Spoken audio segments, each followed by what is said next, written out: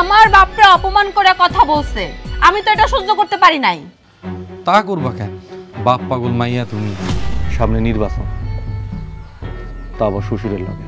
তোর শ্বশুরের লাগে এমন একটা খেলা খেলে দিবি, খেলার কারণে তোর শ্বশুরে যেন 2-3 গুলি স্পিড দৌড়ের উপরে থাকে। গত বছর তোমার বাপের লাগে অল্প ভোটের কারণে নির্বাচনে জয়ী হতে পারিনি। আমার আব্বাও তো তোমার জন্য কতবার অল্প ভোটে হাইরা গেল, মাঝখান দিয়ে রইস মন্ডল মেম্বার হয়ে গেল। তোমার কাছে আমি অনুরোধ করতেছি, প্লিজ এবার তোমার নির্বাচন করার দরকার নেই। না কইছিলাম কি তুমি যদি এবার নির্বাচনটা না করতা তাহলে আমার বজ্জাত দাম এটা আমি সোজা করা পারতাম। বাবা তোর একটা কথা বলি, তুই তোর শ্বশুরের লাগে না নির্বাচন করিস না। আমার যেমনি করে হোক মেম্বার হইতেই হইব। আমি চাই তুমি মেম্বার হয়ে আসো। কি কইলেন চেয়ারম্যান সাহেব? আমি মেম্বারে নির্বাচন করুম?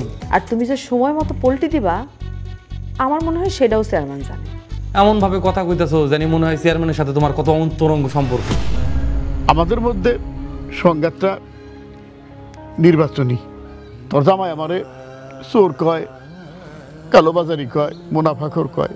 তুমি এগুলো কি শুরু করছো আর কি করতেছো তোমার মাথায় আছে? তুমি আমার নির্বাচনী প্রচারণা করতেছো নাকি তোমার বাপের করতেছো? আমি আসলে কি করবো কও? তোমার প্রচারণা করলে স্বামী শাশুড়ি রাগ করে, আমার স্বামীর প্রচারণা করলে তুমি কতগুলা কথা শোনাও। আর আসল কথা কও, তুমি নাকি পারো আমার বিরুদ্ধে প্রতিদ্বন্দ্বিতা করতেছ নির্বাচনে?